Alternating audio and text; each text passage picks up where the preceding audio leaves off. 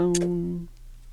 Pull my explosive bundle from my bag of holding, and I cast catapult on the rope.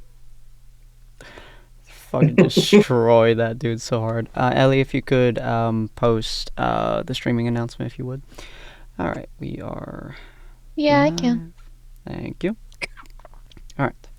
Hello and welcome, dear patrons, to the Tables of Tartarus, a chapter of Purgatory Corner. I am a player today, and we have our storyteller Benny with us, as well as our other players, Jane, Mara, who is Athal, and Renegar. Today we shall be continuing the tale of adventures into the end times.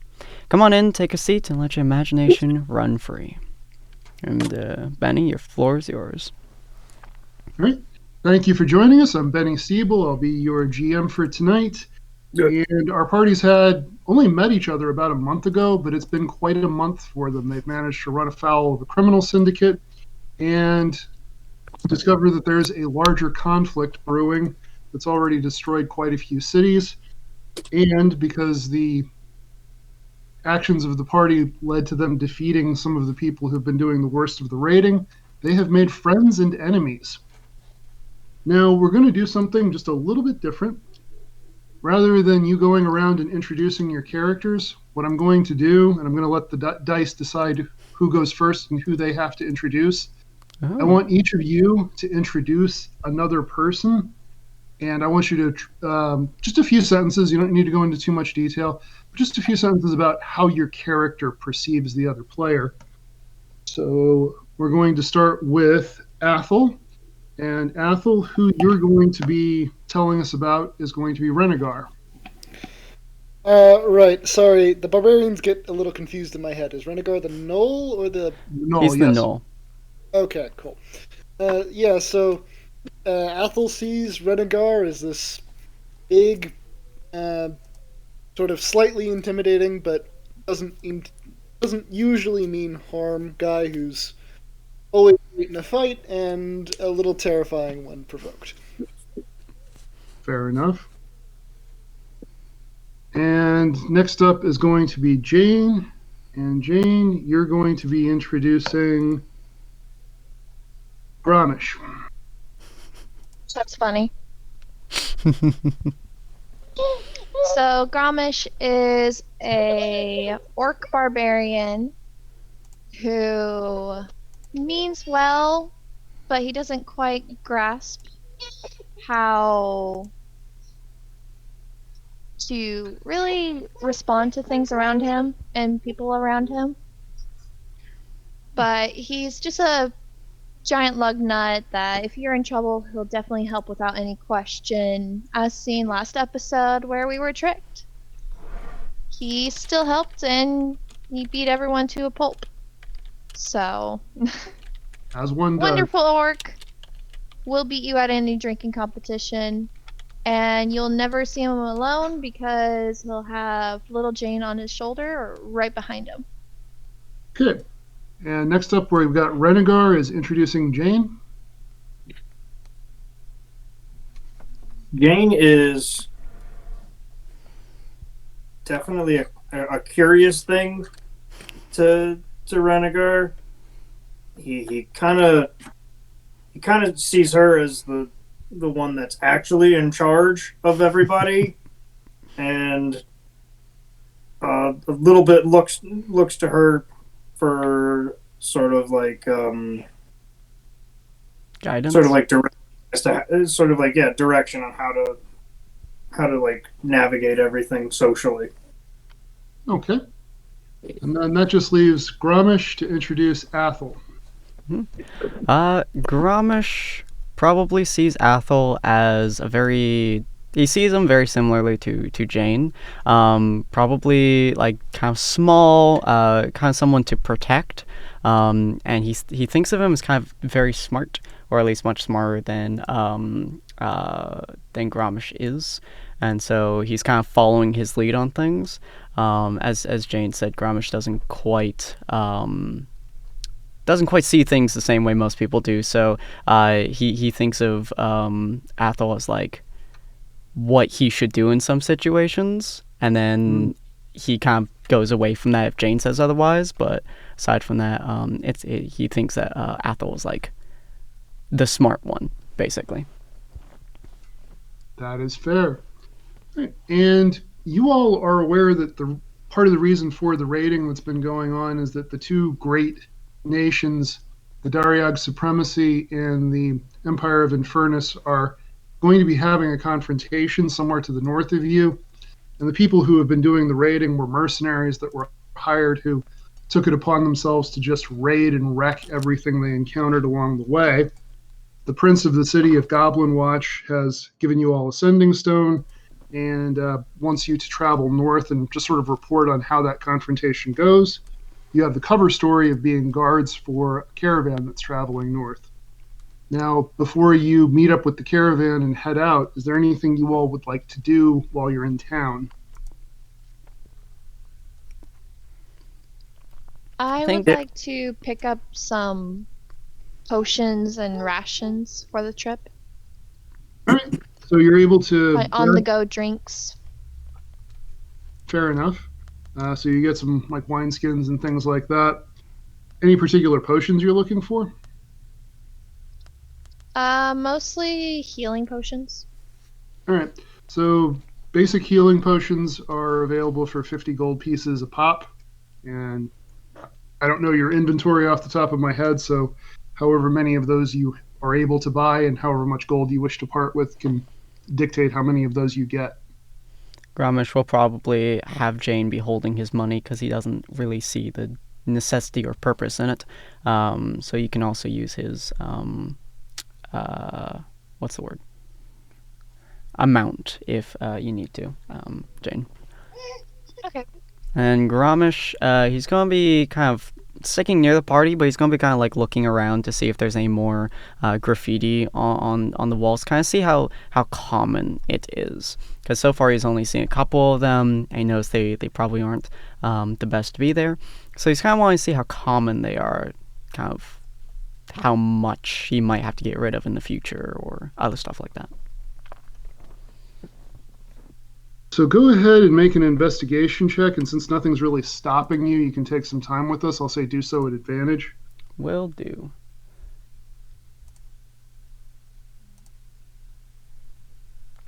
That would be a 13. So the structures of Goblin Watch are fairly well built, but goblins don't necessarily have a traditional sense of beauty, and graffiti is very common here.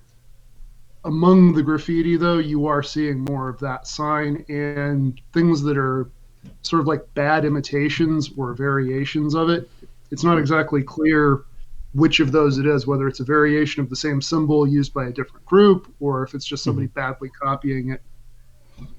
Cool. And and there are times when it's obviously just bad, like the word dragon is misspelled and the expression the dragon stirs. Mm-hmm. Okay. All right, so it's fairly early morning as you meet up with the caravan. There's about a dozen wagons, and who's running the caravan is a goblin wagon master. Has the kind of the body type of somebody who works out but also enjoys donuts. You know, like sturdy but not super fit. Carries a short sword at his side comfortably, and he has a few men with him, a few other goblins who are clearly security as well as sort of hired hands. And he's really happy to have you along. He's really surprised that the prince would take notice of a simple wagon master's wagon train heading north.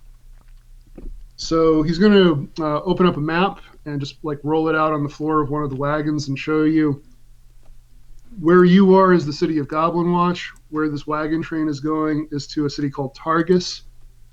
And in between the two is a village, which probably had a name at some point, but people refer to it as the middle of nowhere for so long that it's now just called Mon as an acronym.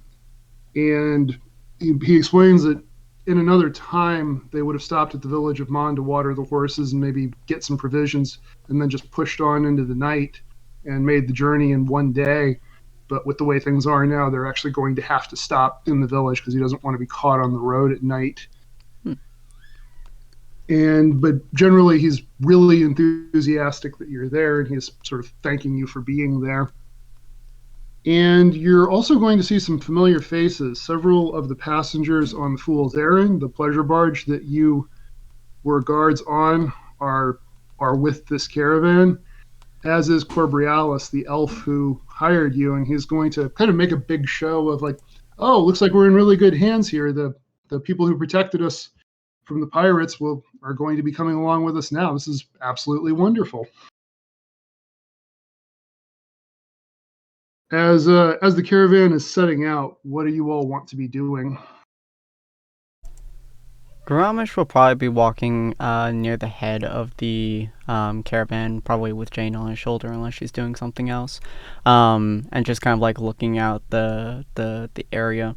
As much as he enjoys being nice, and he's trying to learn how to be a much better person, he is very much so used to fighting, and probably some form of protection or guard duty or something that sort is what he kind of grew up on. And so this is kind of like his old bread and butter. So not something that he really wants to go back to, but something he just very smoothly glides back into as they're on their journey. Fair enough. Athel is going to shift into a wolf and move alongside the caravan in sort of a defensive manner. So as you do that, the same person who was drunkenly trying to pet Renegar on the Fool's Errand is going to be, hey, puppy, doggy, come back. I'm just going to snarl at him. That's reasonable.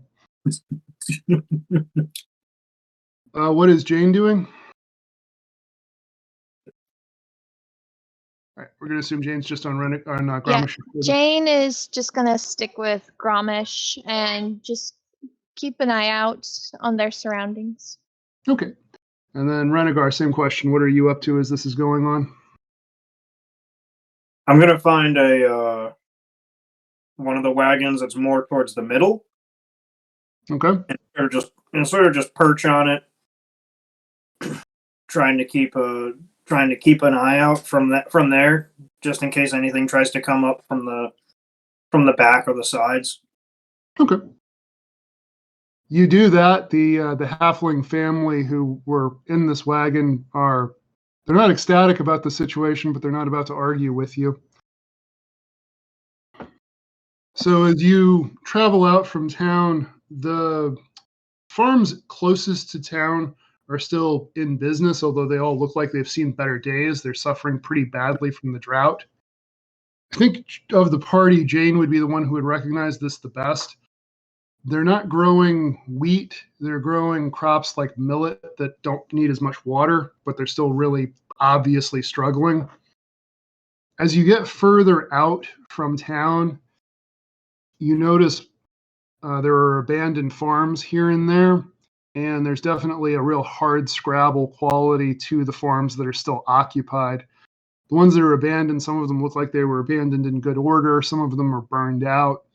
And as you're passing along the road, as farmers look up at you, a lot of them will kind of tense up, holding their farming implements, almost like they're going to defend themselves if they have to. And some of them just flat out go inside and stay inside until you all have passed. Do you all want to be having any kind of interactions with anybody in the caravan or with any of the farmers you're passing as you go, or are you just all business with this? Ethel being a wolf is going to be all business with this. Ramesh will probably look at the kind of stout head of the caravan kind of guy, and he'll probably look at him and go, "They seem afraid. Why?" Well, news of the raids has definitely reached here, and there have also been rumors of some troubles in the hills beyond. If you go west of here, it's always been a little bit wild, even at the best of times, and I can't imagine it's getting any better.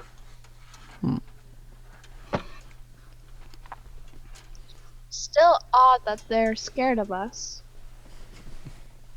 Well, these are scary times, and No offense, miss, you're not overly frightening, but your two rather gigantic friends are a bit more so. Also, you have to remember we've got a caravan of devil folk, essentially, because most of the caravan are tieflings. Mm-hmm. Grommish will I just mean, kind of fair, I guess. Grommish will just kind of like start rubbing his hands together, kind of like anxiously almost. This reminds him of a time he doesn't like to be reminded of, so he's just kind of getting a little bit more quiet and moving his head down a little bit as he's walking. Okay. Jane's gonna hug his head. Okay. It's like, it's okay, buddy. Don't worry about it. People are just people. It'll be okay. I still like you. Yeah. All right. So things continue on uneventfully for some time until after you've been out for a couple of hours, one of the goblins who was sent to run ahead is going to just run back chattering. He's just like, boss, we need to stop. There's something ahead. And he's going to have a sort of quick, hushed conversation with the wagon master. The wagon master is going to call a halt. And when he does, he's immediately going to sort of try to quietly call you four over to the side. And it's an awkward situation where he clearly wants this conversation to be private. And clearly every single person in this wagon train is trying to listen in on it. Grommish is just gonna kind of look around and seeing, hush, hush. He's just like, quiet moments! Turn around. That seems like either intimidation or persuasion, whichever you want it to be. And go with a sweet old intimidation roll here. Okay. I'm gonna give onlookers the stink eye, trying to give them advantage, I guess. That'll work. Okay. That'd be a nat 20. Okay, so yeah, everybody's suddenly very much more concerned with what's going on in their respective wagons, and also every bird in the vicinity simultaneously takes off. Okay, we're quiet moment now. The wagon master is just going to stare at you for a moment and say, well, thank you for that. Yeah. And Corbrialis, who somehow is standing right here, and none of you noticed him until he says something, says, yes, Grommish, thank you. That was very helpful. Little man. Magic? Magic. At that moment, an owl is going to swoop down and alight on Corbrialis' shoulder, and he's going to say, just a little bit. And then he's going to turn to the wagon master and say, please, what are we discussing? And the wagon master is going to explain that ahead, essentially just over the next rise, there's an overturned wagon, and there are about a dozen of what appear to be zombies around it. So not something he wants to run his wagon train directly into. Should we go crush the wagon and zombies? Do we crush zombies? That would be, yes, that would be, I would appreciate you doing that. You got it. I've never seen a zombie before. That'd be interesting. They stumble. It's funny. Right. Is everybody good with that plan? Do you just want to go ahead and go deal with what's ahead? Sounds good to me. Okay. Everybody, you want to crush zombie? Yeah. Do you want to approach stealthily, or do you want to do a headlong rush? I don't believe Grommish will understand how to be stealthy in this situation. So he's just gonna start rushing. He's gonna start raging. He's gonna grow to his 13 feet tall height, grab his axe, and go, yeah! Is he doing that right now? Yeah.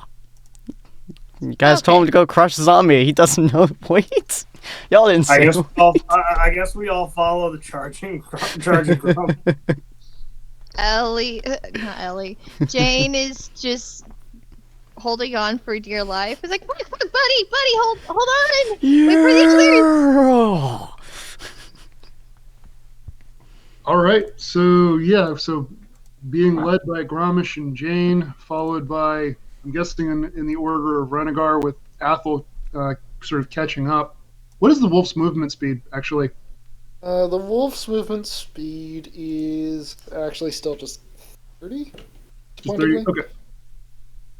All right. So, yeah, you rush in, and the zombies are... When zombies aren't actively attacking something, they just kind of stand around, and that's what these guys are doing. And you guys are going to get the first round because they're just, as they look up and realize you're there, you're attacking. So, Gramish, you go first. Okie dokie. He's going to probably just go for just a good swing of his great axe. So I forgot the name for a second. He's just gonna go for a swing of his great axe, and just straight try to kill the first one that he sees, and that's going to be again a natural 20. Okay. I'll take a picture of that real quick. Well, they don't have a lot of HP, so just go ahead and describe how you dispatch this zombie.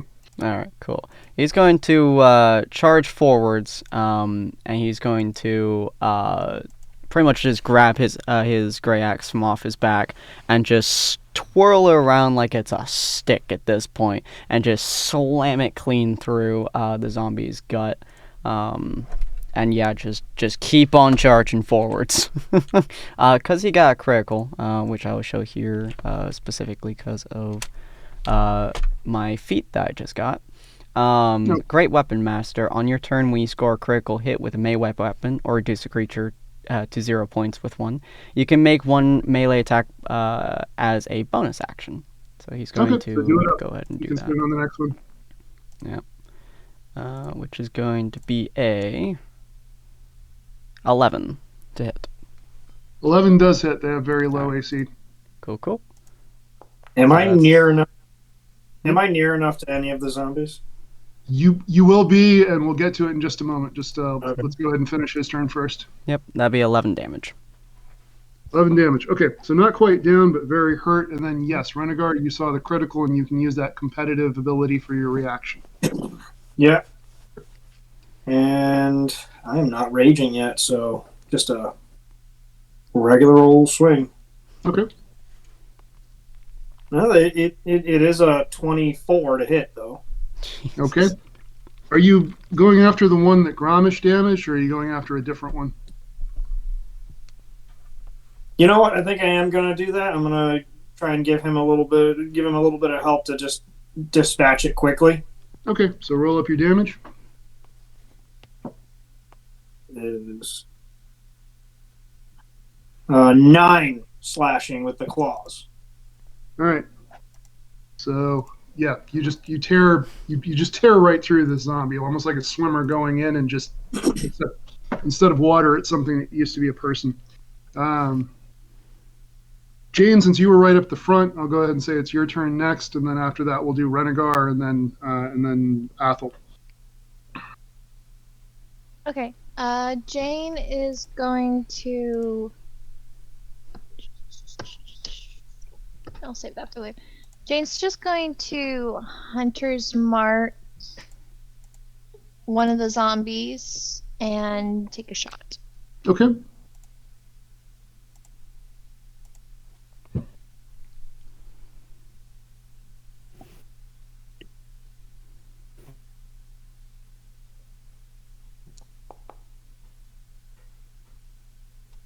What you got? That's going to be a dirty 20. Okay, definitely hits. Roll up your damage.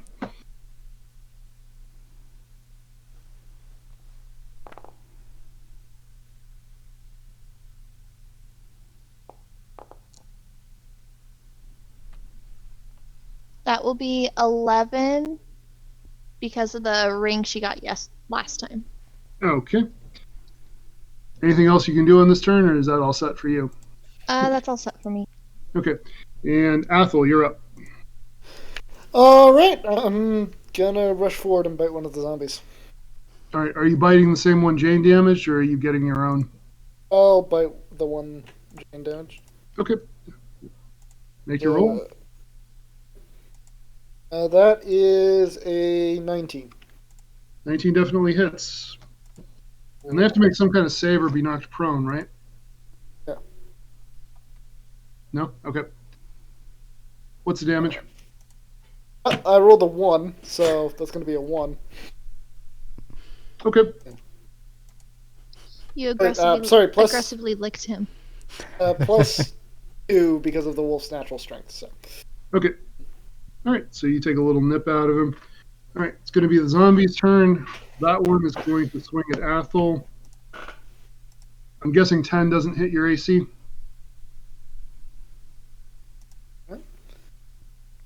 No, it does not. Okay. Next one is going after Grommish and is going to miss badly. Another one, Grommish, you're the biggest thing around, so you're the most obvious target. I'm guessing 12 does not hit your AC. Nope. Okay. Renegar, does 16 hit your AC? Just misses. Okay. Another one going after Renegar, misses. One of them is going to take a swipe at Jane, and Can they reach her? well, he rolled the natural ones, even if he could. So basically, he just Takes off arm and throws it at her. he just like reaches up to smack Jane, and he winds up in the awkward position of hugging Grommish, which is probably going to go very badly for him in a moment. Friend. Like the zombie from Wreck-It Ralph. And then another one is going to take a swing and miss. So we're back to Grommish. And so just for context of what you all are seeing, you've already taken out 2 of the dozen of them, and none of them have managed to hit any of you. So you're aware that you seem to have this enemy really outclassed. With that in mind, it's your turn, Grommish. Grommish is going to. You said there was an overturned wagon, right? That's correct. All right. He's going to like kind of run over to the overturned wagon, and kind of look at his allies and say, "Back up!" As he's basically going to try grabbing the wagon and spinning with it to slam the wagon into the horde, basically. Would that be a strength check, I assume? Yeah, let's go ahead and make it athletics. Okay. Since it is a strength check and I am raging, I believe that is at advantage. Sounds right. That will be a 18. All right, so yeah, you just hurl this thing through several zombies, and basically 4 of them are now not anymore unalive. They are permanently gone. That'll be his turn.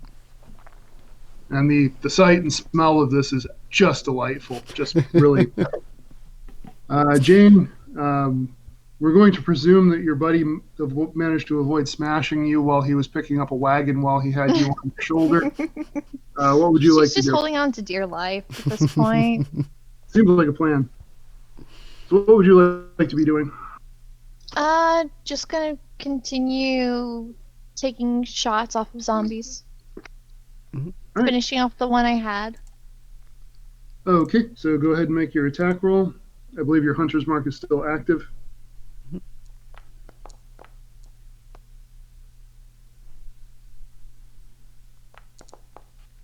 That would be 18. Definitely hits. And 13 damage. All right, so that zombie is gone. Renegar, you're up. I'm gonna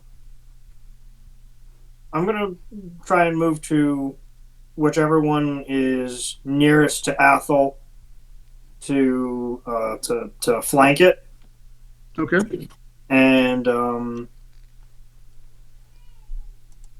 I think I'm gonna rage, and I'm going to do reckless attack on Let's do. We'll do it on 2 nearby zombies. Okay. That is 22 to hit. Definitely hits. And then on the other one, it's going to be.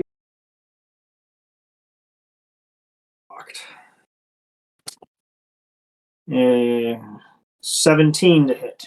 Both of those hit.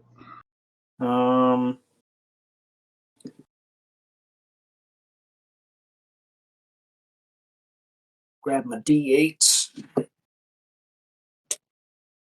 And so one zombie is gonna get. So one zombie is getting hit for 11. Okay. And the other one is gonna get hit for 12. Okay. They're both still up. Neither of them's looking particularly well. They weren't looking particularly good to begin with, but less so now. Be anything else for your turn? No, that's literally all. That's all I can do. Okay. And Athel, you're up. All right, I'm gonna go bite another zombie. Okay. So go ahead and do you want to do one of the ones that he just damaged, or are you getting your own? One of the ones that he damaged. Okay. Go ahead and make your attack. Me a natural 1.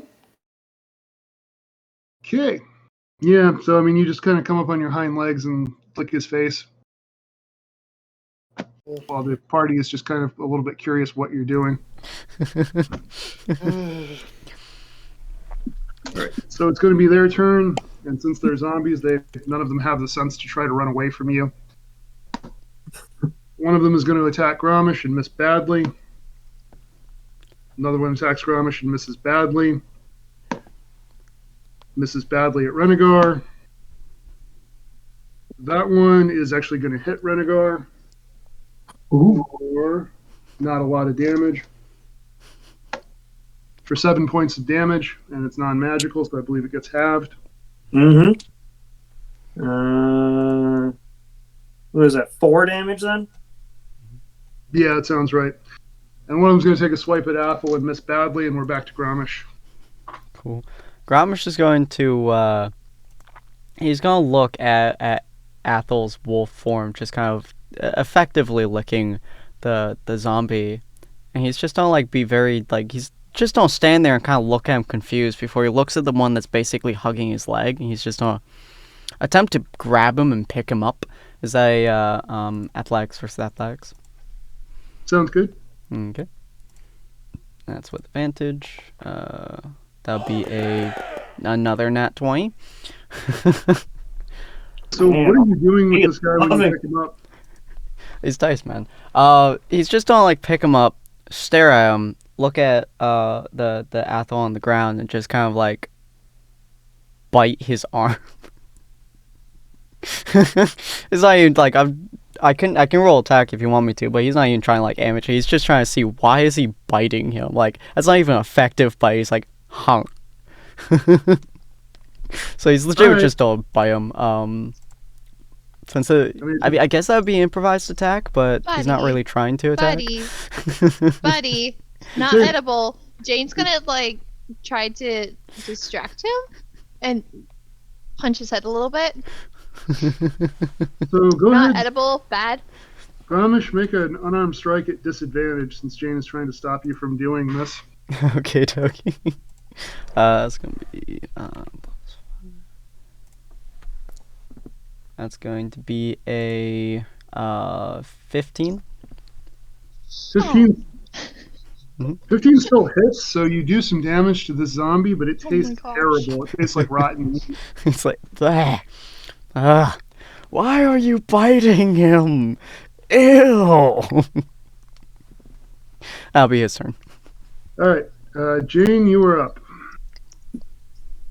Jane's gonna do one more hit on Gromish. Just like, you should have listened to me. That's gross. He's And she's eating gonna them. hand him- Just because he's doing it doesn't mean you should too.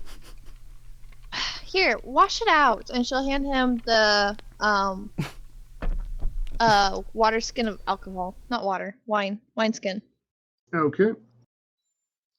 and then continue shooting. Okay. So go ahead and roll for your shot.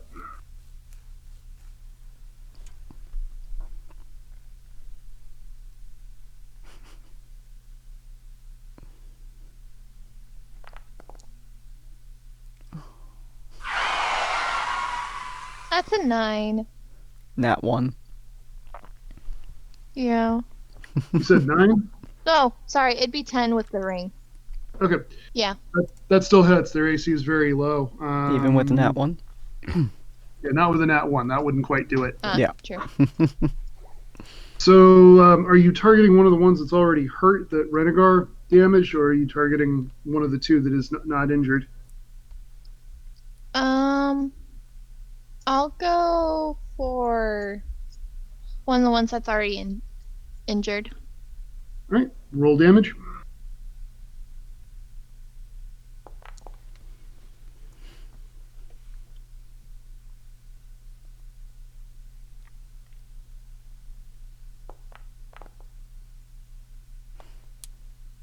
That would be 14. All right, so you're like hardly even paying attention to the shot. You're still scolding Gromish, but while you're doing that, you pull back your bow and let it go, and it's like a perfect middle of the forehead headshot. And that zombie is done. Renegar, you're up.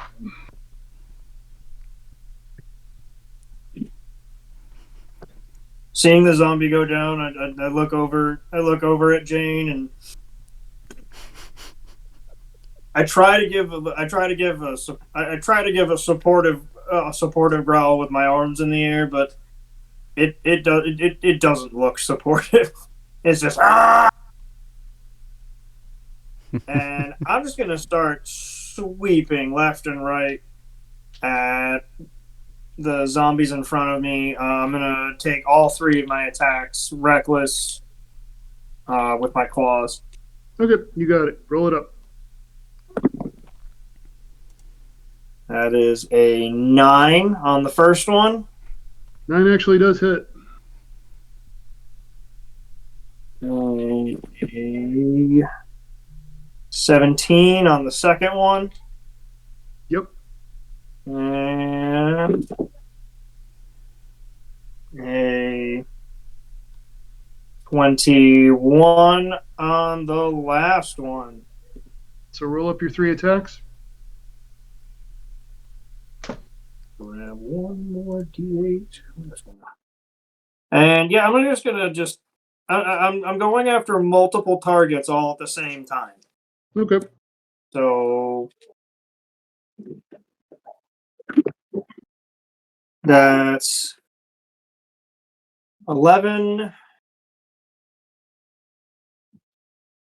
All right, 7. So the 11 was on one that was already hurt, that you had hurt before. So that one is dispatched. You said the next one is 10? 7. 7, okay. And then 4 on the last one. Okay. All right. And I believe that brings us to Athel. All right, Athel's gonna go bite another one. All right. Let's see. 13. I'm sorry, what was that? 14. Oh, 13. Yes, that does hit. That'll be 8 damage. All right. So the one whose face you licked, you determined that it did not, in fact, taste very good, and you respond to this situation by taking a chunk out of it. See. So the rest of the party is witnessing this very weird situation of the wolf like ran up on a zombie, like jumped up on it, licked its face, seemed to be loving on it as canines do, and then you're now watching the wolf start mauling. All right, so we're back to their turn. Miss. All right, Gromish, one of them finally lands a hit on you with a natural 20. Hey. Does your axe do something when something nat 20's on you? I can't remember. Yes, it does actually. Whenever you oops, sorry. No, not this one. This one doesn't whenever I get nat 20, so I forgot to do Okay. that before. But yeah, no, this one nat 20 still affect me same way. All right, so it's 7 damage halved. Okay. So kind of a disappointing nat 20, but not for you. And then Renegar, one of them is that you damage is going to swing at you. So he rolled a natural 1, so he's going to miss and hit one of his companions. So basically one of the zombies swings at you, you step out of the way, and it slams its fist into one of its companions, and that one is now down. And that's their turn. Gromish, you're up again. Ramesh just don't look at Athel now just chomping away at the zombie in front of him. He's just gonna go, I'm confused, and just yeet the fucking thing in his hand at the zombie in front of Athel. All right, so it's going to be, I guess, an improvised weapon attack. You're throwing the zombie at the other zombie. Okay. Let's see. +5. That'd be a 23. Definitely hits. Okay. What's the damage? Let's say D6 plus your strength modifier. Okie dokie.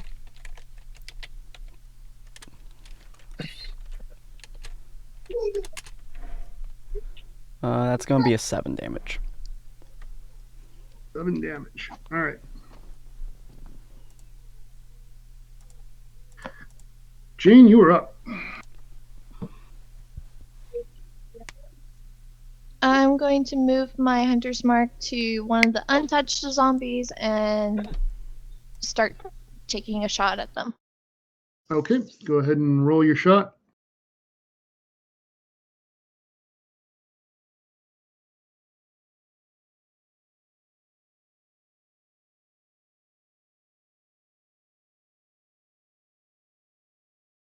That'll be a 28.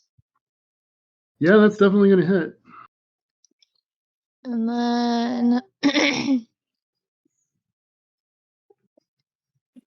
13 damage. All right.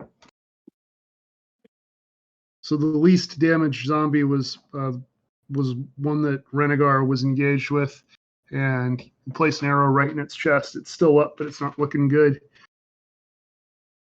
Renegar, that brings us to you. I'm actually starting to have a good time out here in the middle of nowhere, fighting a horde of zombies. So the entire time the group just hears me cackling along as I'm swinging at zombies. Yeah, I'm gonna keep after it, just having fun with it. All right. Recklessly just swinging at whatever's around me. Got it. That is a 10 to hit. 10 does hit. A 21 to hit. Definitely hits. And a 17. All right. So there were only 2 zombies left, and they had 5 and 7 hit points respectively. So Okay. why don't you go ahead and tell us how you dispatch these guys? So the first one, the first one, I'm just clawing through, just ripping him apart into little ribbons. And the last one, I just put my claw right into his face and rip the head off and hold it up into the air in victory. Just Awesome. All right. So the zombies are done. You all are out of initiative. And you're now standing next to the sort of ruins of somebody's wagon. What would you all like to do? My cabbages! Athel's going to transform back into a human or goblin now. Okay, you do that.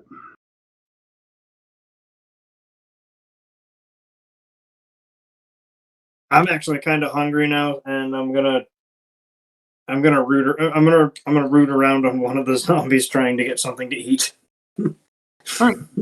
So in the wagon, the person whose wagon it was never turned undead, and they seem to have happened fairly recently. And you do found they had a very simple packed lunch with them, like they had some like cooked eggs and bread and stuff like that.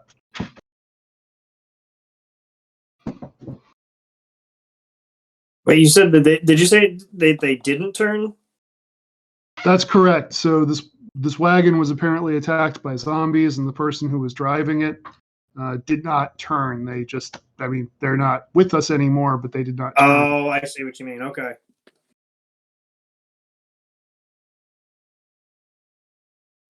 All right. So this is going to be a little weird. The packed lunch, I'm gonna just kind of like sniff at because the smells are all weird, and I'm just gonna come out of the wagon, just sort of like trying to figure out what these things are and sniffing and tasting them. But all in all, just enjoying just enjoying this new meal that I just found. Fair. All right. Does anybody else want to do anything while you're here? Can I try to figure out what caused the creation of the zombies? Sure. I'll have you do a check in a minute, but just based on your own abilities as a medicine person and your knowledge of nature, what they died of was clearly starvation. They have very emaciated bodies. And as far as what brought them back, it doesn't seem like necromancy per se. As you're traveling further north, you're sensing there's some sort of profound magic that's interacting with the natural world in a disruptive way. And it, among other things, like more as a side effect than an intentional thing, you suspect that it interfered with the flow of life and death. And if you want more information than that, you can make either a nature check or an arcana check. I will do a nature check. Okay. And that is an unnatural 18. 18. Okay. So the magic that is influencing this seems to be divine in origin.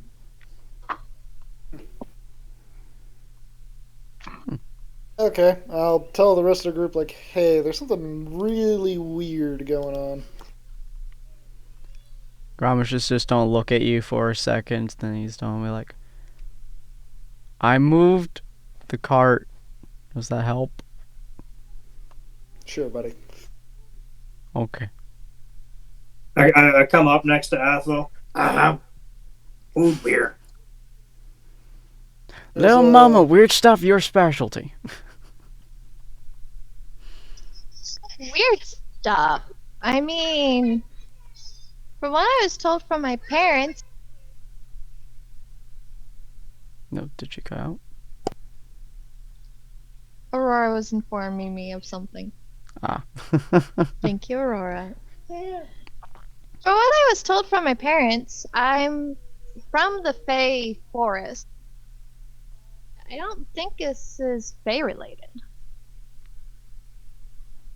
Just don't look back at Athel. Is it Fae? It's definitely not Fey. This is divine, not. Oh. Yeah. Is that weirder than Fae or normaler? Weirder. Oh. Sorry, little mama, ain't your See- specialty no more. See, I'm not weird. Oh. Just because I smell of cinnamon and my shadow dances occasionally, not weird. It's funny. So what do we do about weird stuff?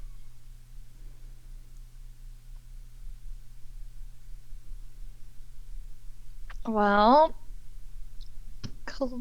at this point, we let them know what's going on. Oh. And we keep an eye out. because where we're heading likely has more of this weird, I guess. Cool. Fur buddy, find anything yummy? I pull a little bit out of the packed lunch, and I hold it up to him. You just don't go back to his 6-foot form as you hold it up to him. You just like do. It's like, I'm hungry. It's just don't grab some food and start eating. I hold the packed lunch out to him so we can just start so we can walk along just stuffing our faces.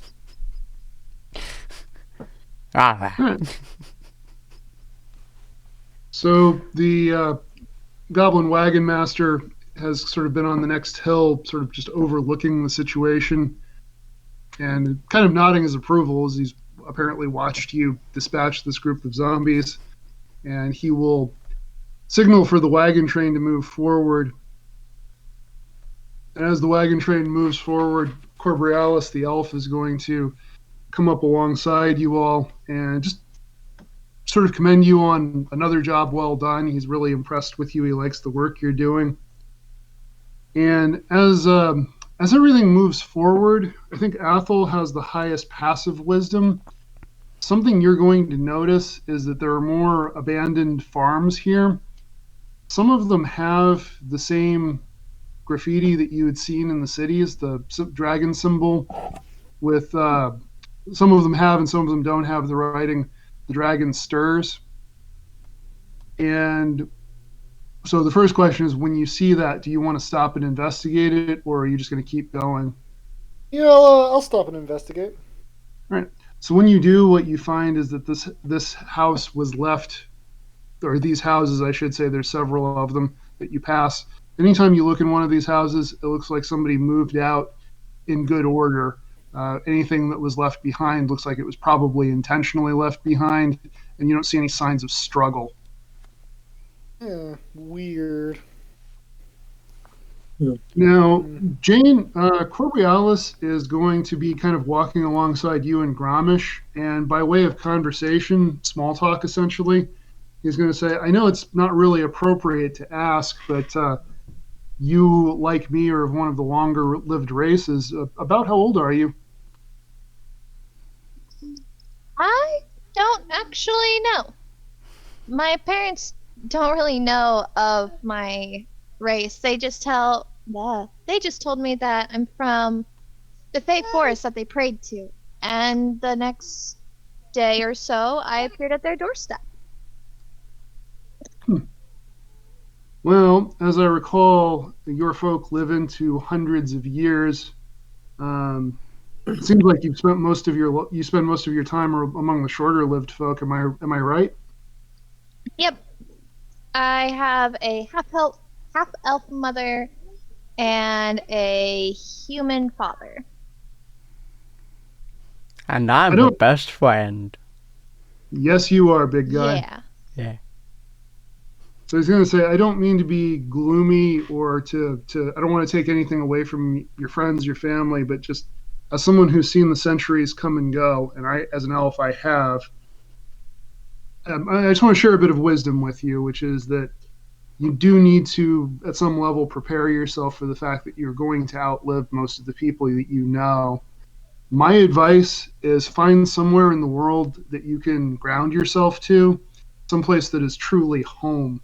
For me, that's the city we're going to, the city of Targus. It pained me to leave my ship back in Goblin Watch, but she was damaged in the fight, and it's not safe to sail now. But I just couldn't wait to get home.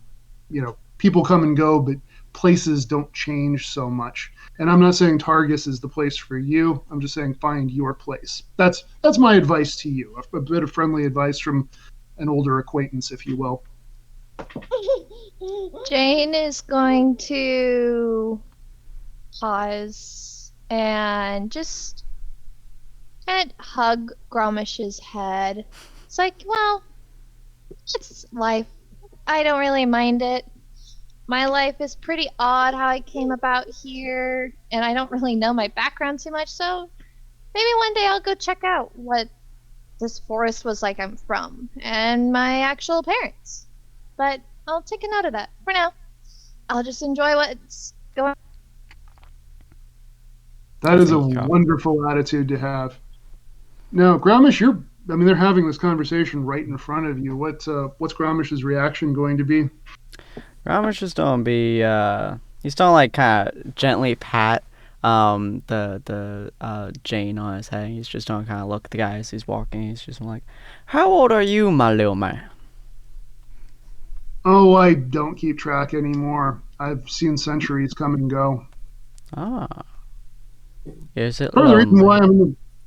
part of the reason why I'm in the line of work that I'm in is, as a sailor, you don't have to stay in any place too long, so you don't get bored. But whenever I want to go home, as I say, to my beloved city, I can always just turn my sails in that direction. Hmm. Do you have fun? Absolutely. Yeah. Having I mean, fun is the best thing. It makes life worth something. I have fun all the time with my little mama right here. I don't know what's gonna happen in the future.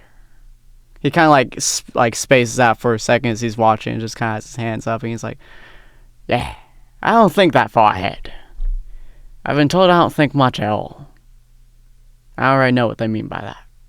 But I think it's something fun. So, yeah. So if whatever you you're have doing, fun, I think it's good." whatever you're doing, my friend, it seems to be working for you. All right. You seem like a Oh, nice guy. I'm glad I seem that way. Renegar, what are you going to be doing as the party is traveling on and as the caravan is moving along? I think I'm gonna go back and visit that halfling family. I'm gonna offer whatever's left in that little basket lunch. I'm gonna offer to whoever's driving at the time. Hmm? Try to give them my best nice smile, which Uh, does not look nice at all. let's go ahead and have a charisma check. Just let's see how you do.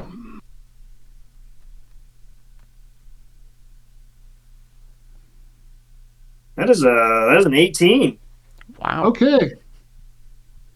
Yeah, so basically, you just come off as this sort of big, goofy, Kronk from Emperor's New Groove type who's just trying to be friendly, and it works.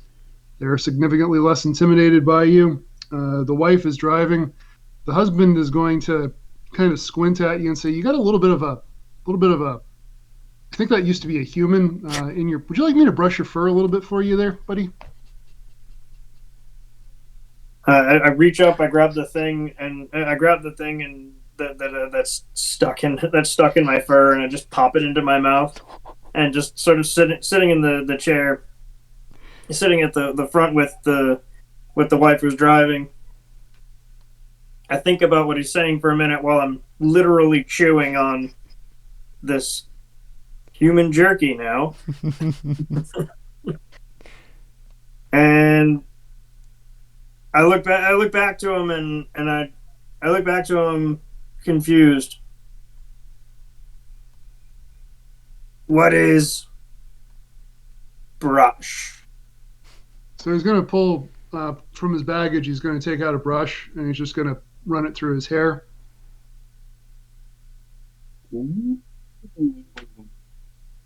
Okay. And I just kind of sit there and sort of enjoy it, I guess. All right. So yeah, this halfling is now brushing you, and I don't know if gnolls do this for each other, but as he's doing it, he's like picking fleas and lice out of your fur, which actually makes it significantly more pleasant after those things are not there anymore. So as you travel on, it's getting on toward dusk, and ahead you do see there's not a lot of foliage in the forest around you because of the drought. So you're able to see the outline of the town at some distance.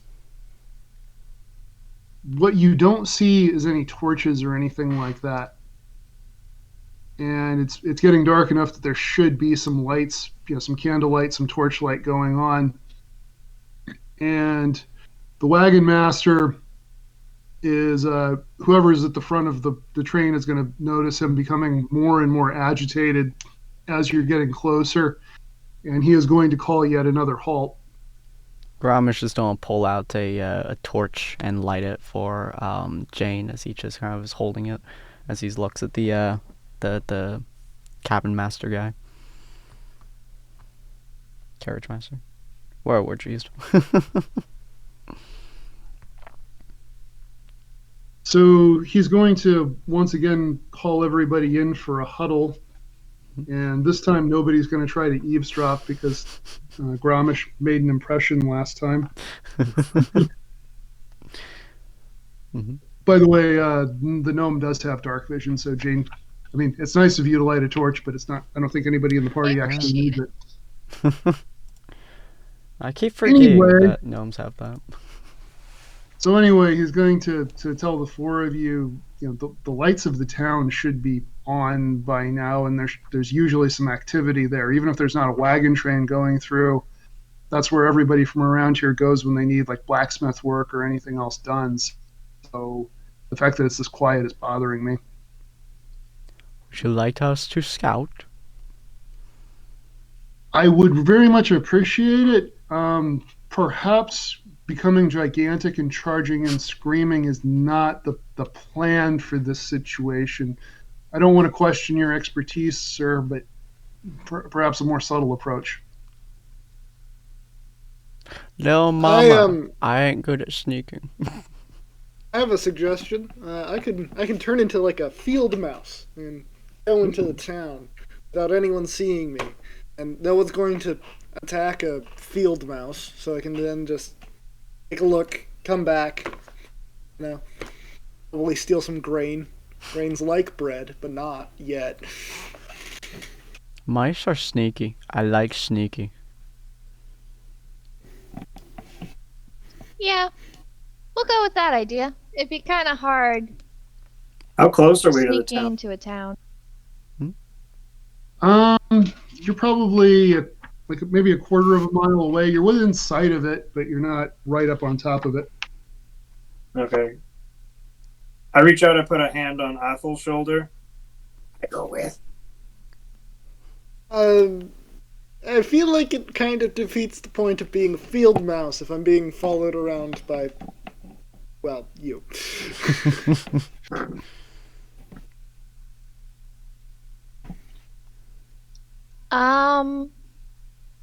Before you turn into a mouse, let me give you the wand. Because if you're in any danger, you can cast lightning strike and we'll be able to find you. Oh yeah. That's handy. While he's Yeah. gone for a buddy, we can play a game. Grommish just don't like grab a giant rock off like the rock, and he's like, "You kick the rock, and the rock goes far. Whoever goes farther, kick the rock." Just don't aim for the town. Don't face away from the town. That way. How big of a rock are we talking about? How much strength do you have? I have a 17. Alright, cool. He has a 20. He like looks at your like clearly you have a lot of muscle under your fur, so he grabs probably one about the size of my head. So it's a pretty sizable rock. He like just got drops on the ground in front of him. Okay. I'm going to pick up the rock, actually, because I have just enough brains to know that kicking the rock is going to break a toe. Because I'm not wearing boots. I'm null-footing it around these parts. Grommish also doesn't wear boots, but he is not that smart. I pick up the rock, I look at him, I throw. And I'm just going to try and launch the rock as far as I can. Okay, make an athletics check.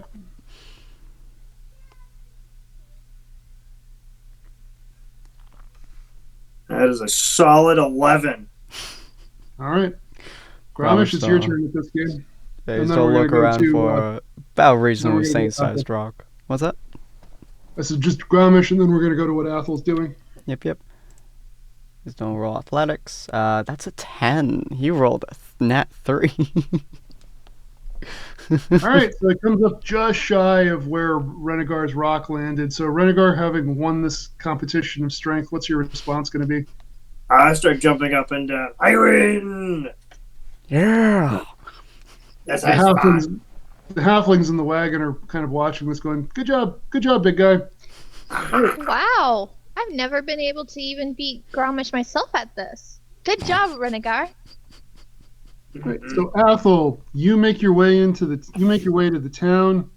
Now, your vision as a field mouse is not spectacular, neither is your movement speed, so this does take some time, and there's some things you cannot see. But with all of that being said, before I say anything else, though, do you have any particular plans for how you want to go about your exploration of the town? I'm just going to do sort of a circuit around each building, and if I hear anything, I'm going to see if I can peek inside. All right. So this town is quiet. There is no signs of life. There is no signs of unlife. There's just nothing happening here. It is empty. And as far as you can see and as far as you can smell, there's no signs of violence or struggle.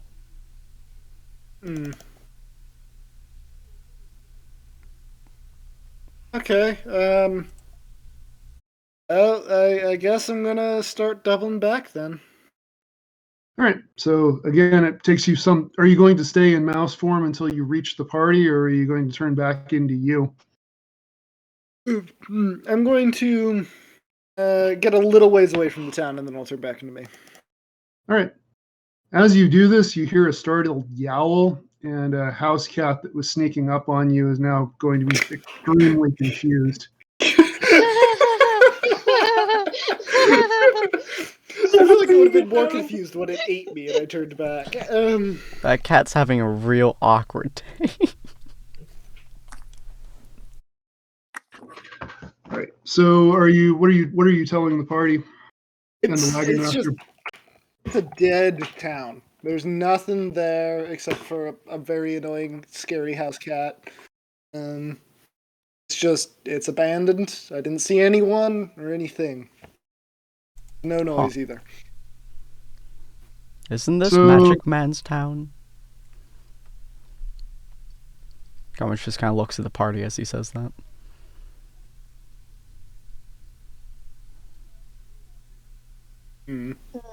I believe he did bring up we were going to his town. Oh, Magic Man will be sad. So, as is his way, Corborealis is somehow right next to you, despite you not having noticed him. You know what?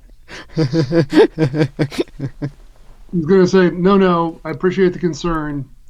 I'm from Targus. It's the next city. This is where we stop before we get to Targus. No, Targus is huge. It's an ancient city. It's sometimes called the first city. He's going on at some length about how big and spectacular the city is, despite you all not being that interested in the subject. And at some point, the wagon master is going to cut in and he's going to say, well, I mean, if there's no danger there, I guess we can go ahead and go into town and, we'll keep a watch through the night. We'll maybe camp in the buildings. If there is danger, I'll kill it. And we appreciate you for that. Yeah. I would ask, if you all don't mind, would you mind sort of leading the way into the town, just in case there's something that our druid friend missed? I could do that. He just starts walking.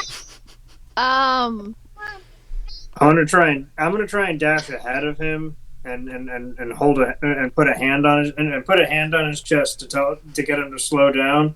Oh, we're not walking yet.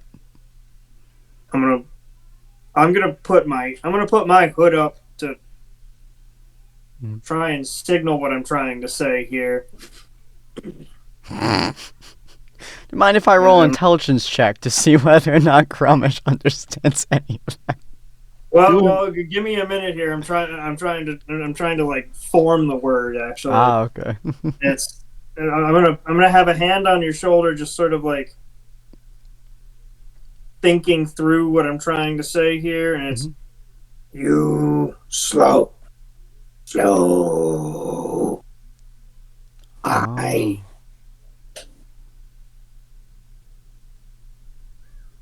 front. Yeah, front. I'll stay front and slow. Yeah. Yeah. All right. Yeah. All right for everybody. And I have my hood up, and the cloak just the cloak shifts colors in order to act as camouflage, giving me advantage on my stealth. And I'm not going to be too far ahead, but just far enough to scout for the group, so that if something does happen, there's at least about 15 feet where they're not being surprised by it. All right. So as you approach, you don't. There's nothing attacks you. Nothing really happens. What's your passive perception? It is 11. Okay. So you're presumably your focus is on looking for any threats or anything that's dangerous. Is that correct? Yeah. Okay. You see nothing like that. You see everything seems fine. Empty and creepy, but fine. All right. Yeah. Basically, I was only going to raise an alarm if something happened. So as long as I'm quiet, then we would just keep going. All right. Now, Jane, are you still on Gramish's shoulder?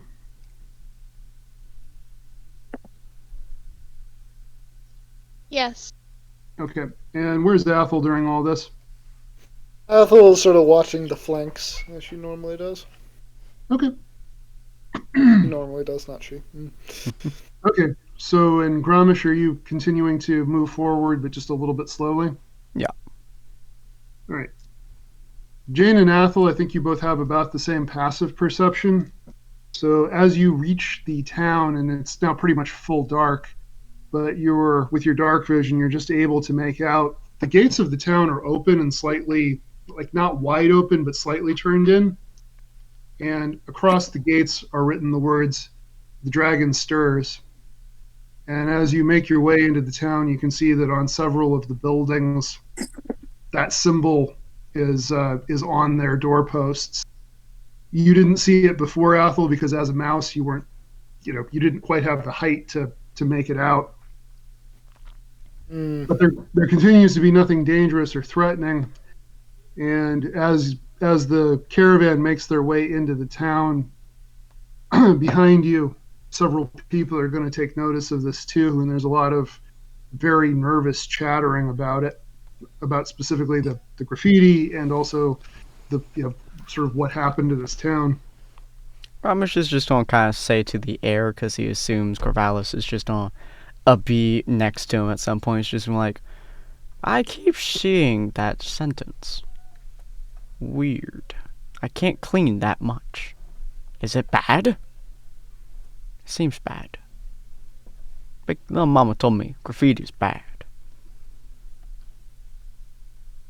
So Corbrialis is going to turn up next to you, and he's going to say, I mean, it's not great to deface property, but if people want to write on their own buildings, it's not for us to stop them.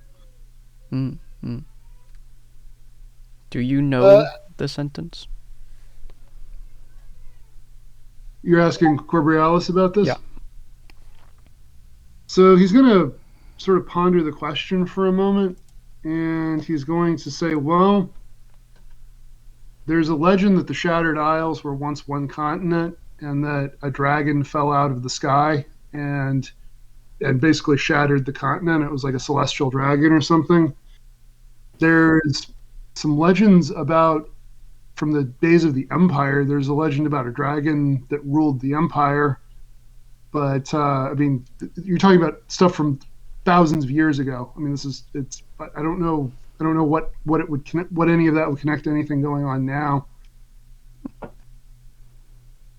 Smart Insight friend. Insight check. Gramish still in turn to Athel and be like, yeah, smart goblin. Do you know? I mean, probably not. But can I? I'm at the very least more familiar with like the history of the land and stuff. Can I try to glean any connection between that and this? Sure, you can make a history check. Cool. Get proficiency in that, so this is going to be interesting. Well, that was a natural 20, so I guess I see through space and time. So you actually do recall in more detail what Corbrialis was talking about. There's the legend of a deity dragon or a celestial dragon that was defeated in some godly battle that fell to earth and shattered the Isles. There is the legend of the golden dragon that ruled over the Empire in ages past when the Empire was a thing.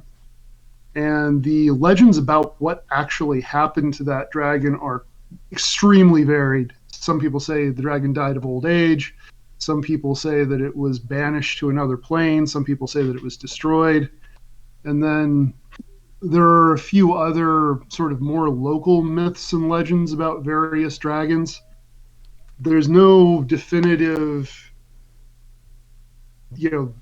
this is the dragon we're talking about, that like it's probably one of the big two, but there's a lot of other stuff that it could conceivably be. So even on a nat 20, you would need a little more information to puzzle all this out. I see. All right, well, I will relay what I could remember. Just be like, oh, there are a few things here and there. My mentor kind of went on about it at length, but I mean, there was fresh bread in the oven, so I wasn't paying too much attention overall. So. I do like bread. So the people on this wagon train are very uneasily settling in for the night. We're going to be wrapping up shortly because we need to have it be done in the next 14 minutes, I believe. Mm-hmm. But anything in particular you all want to be doing in preparations for the night or for the next day?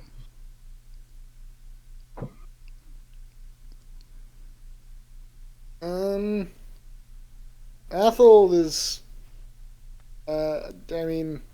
Athel's going to just make sure that everyone in the caravan's fine, didn't contract any weird diseases or anything like that. All right, so as you move among the people, you're noticing that whatever the divine or the celestial magic that you had noted before is still present, but it doesn't seem to be actively hurting anyone. It's just like you wouldn't want to settle down here and try to raise crops or anything.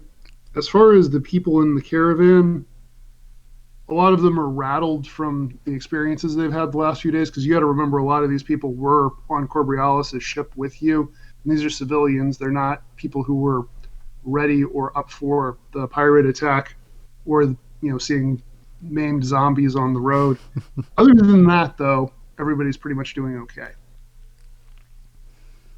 I think Gramish just don't look at the party, the caravan people, and he's just don't be like, all safe, Gramish says. And then he's don't try to find somewhere higher up, if you can, to just kind of look out on the area, possibly somewhere that has a view of the entrance to see if anything will come by during the night. Just a little bit of vantage point. All right, so the village does have a bell tower, and you're able to make your way up there, and you have a good lookout spot, and you all can set up a watch for the evening if you want to. Nice. Yeah, I'll scrabble up there behind him. All right, well, this seems like a pretty good place to leave it for the evening. As always, it's been a real pleasure, and the next time we see each other, you will have had the benefit of a long rest. Sweet. Well, thank you, Benny, for DMing for us. So far, this campaign has been very exciting. I'm very, very curious on what the Dragon Stirs is going on about, and how everything is going to be changing, and especially that divine sense. So if you guys want to see some more of this, feel free to come by next week at 4:30 p.m. PST on Wednesday in order to see us continue this series as we play our lovely characters, and Benny is a lovely DM. And if you guys want to see some other content, feel free to check out tomorrow at 7 p.m. PST when we're going to be playing some Warhammer 40k Darktide right on this channel. As always, check out here or our socials, which I will post in the chat. While he's posting socials real quick, we're actually not doing Darktide tomorrow. Sin and I will be going to watch the D&D movie that releases tomorrow. So we will actually see you guys Friday night at 7 p.m. PST for another episode of Shifting Fates, as we see what everyone does while back at Mercy before they have to head out to the orcs. And this is why I have someone else to fact check me on everything I say. Alright, have a good night, ladies and gentlemen, and we'll see all of you fine folks on Friday. Peace. Bye. Bye.